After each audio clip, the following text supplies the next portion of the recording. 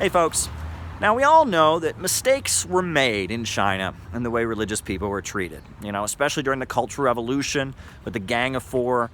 A lot of the way that people who practiced their religion were treated was just wrong. And it wasn't just Muslims. It was, Roman Catholics, Buddhists, other religious groups in China faced, mistreatment by the Chinese Communist Party.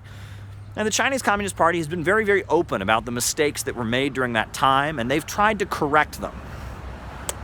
And, that's not to say that there aren't mistakes that still go on, right? And that the issue of how religion is treated in China is constantly in flux. We've recently seen a rapprochement between the Vatican and Beijing and, some friendly relations established there. But regardless, there are a lot of forces that are talking about what's going on with the Uyghurs in China. And a lot of what they're saying can't be confirmed. Right? A lot of these reports that we're seeing say a lot of really, really intense things, but if you dig a little bit deeper, the only source is some think tank or some institute or some policy source that's linked to Saudi Arabia. We're seeing a lot of personal accounts from people. People are saying, well, I was here, I saw this, and they're all over Western media making their claim. And if you look a little deeper, these are people that are just anti-China activists that have an axe to grind. And a lot of them are linked to the Kingdom of Saudi Arabia, which really has no grounds to ever lecture anyone on human rights. So a lot of this needs to be taken with a grain of salt. And there's a lot of things that aren't being reported on. For example, in the Uyghur regions, there's been a huge amount of economic development. The Chinese government has gone in there and started, raising people up out of poverty. They've been building infrastructure. They've been increasing the level of employment, making sure there's good jobs there. And furthermore, what you're definitely not hearing in the media reports is how the Chinese government has been promoting Islam. Promoting Islam, right? In the Uyghur regions, the Chinese government has been sponsoring the construction of seminaries and mosques. They've been giving platforms to imams. They've been doing a lot to promote Islam in the Uyghur provinces, but promote Islam that is not, anti-communist. Islam that doesn't call for the violent overthrow of the Chinese government, but Islam that is, sensible, moderate Islam that is not the kind of thing that is being promoted by these extremists. And there is a real fear of extremists.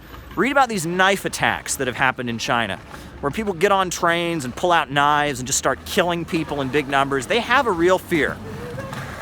Seems pretty clear to me that there are some forces in the world today that are very, very determined to stop what China is doing around the world. The fact that China is doing the Belt and Road Initiative, building infrastructure in developing countries, raising people up out of poverty, this is a threat to the monopolies, the big bankers that control the world. They keep the world poor so that they can stay rich.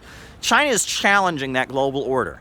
They are raising people up out of poverty. And a central part of China's Belt and Road Initiative is the China-Pakistan Economic Corridor that is opening up. This is huge. China and Pakistan are cooperating like never before. All kinds of construction projects, all kinds of efforts to really just light up that whole region. It's big. And it's pretty clear that Saudi Arabia and Wall Street and London want to stop the China-Pakistan Economic Corridor. And so they're doing everything they can to try and incite Muslims around the world to hate China. That's basically what they're doing. All kinds of efforts are being made to get Muslims around the world to hate China. Now, I'm not saying that there aren't mistakes that are being made, and we're not on the ground. We don't know what's happening. But a lot of the things we're seeing in American media, they're very, very sensational. Meanwhile, China is actually doing a lot to improve the lives of people in the historically Islamic regions, giving them opportunities, giving them job training, building seminaries and mosques, providing economic opportunity. And that's the side of the story that definitely isn't being told. And a lot of the accounts we're hearing are very sensational and can't completely be verified. So I urge people to just calm down. Right? I urge people to just calm down. Let's try to get to the facts. Let's try to find out what's actually happening. And let's remember that the way to stop terrorism is with jobs and schools and housing. right? People turn to terrorism just like they turn to drugs and the drug narcotics trade. They turn to that when they don't have other options. And what China is doing in the world today, by building infrastructure, building trains and airports and hospitals and schools, this is really important. This is the way to get out of terrorism. The fact that China has a program in Afghanistan where they're enabling children to get operations and surgeries they wouldn't be able to get by just going over the Chinese border. The fact that China is trying to give port access to Afghanistan so that Afghanistan can have manufacturing jobs, this landlocked country in Central Asia, this is all unprecedented. China is basically paving the way for a world where we don't have terrorism and drugs and the horrors that we're seeing.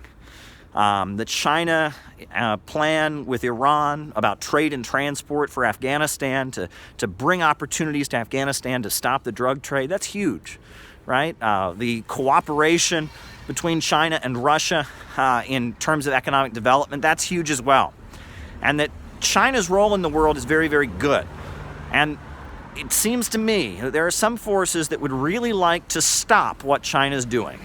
And part of doing that is inciting Muslims around the world to have hatred and resentment for the People's Republic of China. So I urge people to just kind of cool down, look for the actual facts, and take everything that the mainstream American media, and especially any media tied with Saudi Arabia, take anything they say with a grain of salt. Because, hysteria, extreme emotions never really solves the problem. Are mistakes possibly being made? Perhaps, but we don't know all the facts, and I urge people to slow down. And let's remember that at this point, the way to stop terrorism is with jobs and schools and housing, and that China's One Belt, One Road initiative is the best hope that humanity has at this point. So let's slow down and get the facts.